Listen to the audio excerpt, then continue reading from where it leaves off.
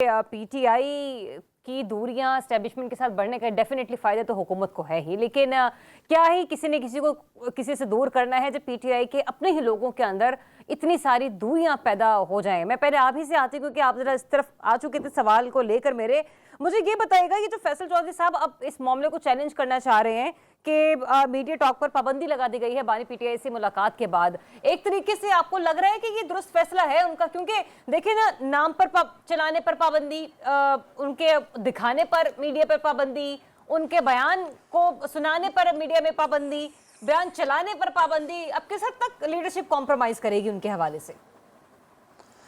याद होगा जब इस्लामाबाद हाई कोर्ट का ये डिसीजन आया था तो मैंने कहा था कि एक तो ये बेहतर है कि जो पाकिस्तान तरीके इंसाफ के अंदर इख्तलाफात हैं और चहमगोई हैं वो दम तोड़ देंगे। लेकिन आपने देखा कि ये दो तरह के लोग हैं जो पाकिस्तान बानी पीटीआई से मुलाकातें करते हैं। एक मुलाकातें वो होती हैं जो ऊपर से करवाई जाती हैं और एक मुलाकातें वो होती हैं जो आपने लिख कर देना होता है और वो सुप्रीटेंडेंट जेल करवाते हैं। अब आप समझिए ऊपर की मुलाकातें और नीचे की मुलाकातें, चले इसको इस तरह कर लेते हैं रजी साहब की जुबान में। मुलाकातों में बाबर अवान सब शामिल हैं क्योंकि सलमान अकरम राजा साहब आज बड़े गुस्से में आ गए, तो उन्होंने कहा अगर आप इनको जाने देंगे तो फिर हम लोग नहीं जाएंगे, जिनके नाम हमने लिख के दिए हैं सिर्फ उन्हें जाने दें।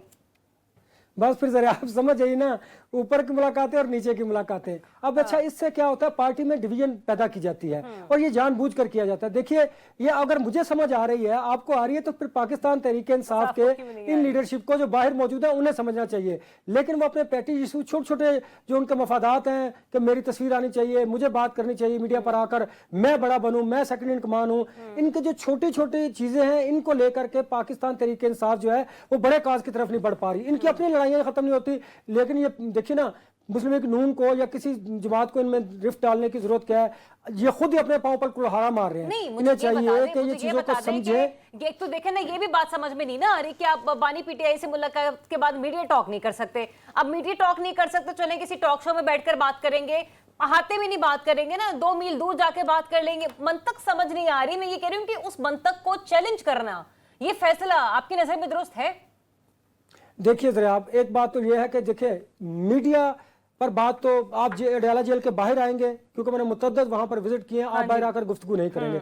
लेकिन आप नेशनल प्रेस क्लब में, आप किसी अपने फोरम पर, Islamabad high court, supreme court के बाहर तो गुफ्तगू कर सकते हैं। उसमें आप बानी पीटीआई का नाम लिए बगैर, मुलाकात का जिक्र किए बगैर अपनी बात कर सकते हैं। एक बात तो यह है, इस पर गुफ्तगू हो सकती है। ये अगर पाबंदी है तो उस पाबंदी को पाकिस्तान तरीके इंसाफ के लोगों को हाईलाइट करना चाहिए कि जी हमारी जुबानबंदी की जा रही है। वो इसको हाईलाइट करने के बजाय आपस के जो उनके रिफ्स हैं उनको बढ़ा रहे हैं। देखिए, अगर आपने इस्लामाबाद हाई कोर्ट के इस फैसलों को चैलेंज भी करना है तो फैसल चौधरी साहब को क्या अमर माने है कि वो सलमान अकरम राजा के पास बैठकर जाकर गुफ्तगू कर ले, पार्टी एक मौकफ इख्तियार करे, बैरिस्टर गौर वहां पर बैठकर बात करे कि हमने इस फैसले को चैलेंज करना है। लेकिन जब आप में ये फैसला नहीं किया जाना चाहिए, पार्टी के दीगर सीनियर वकला या लीडरशिप को लेकर ऑन बोर्ड ये फैसला किया जाए, तो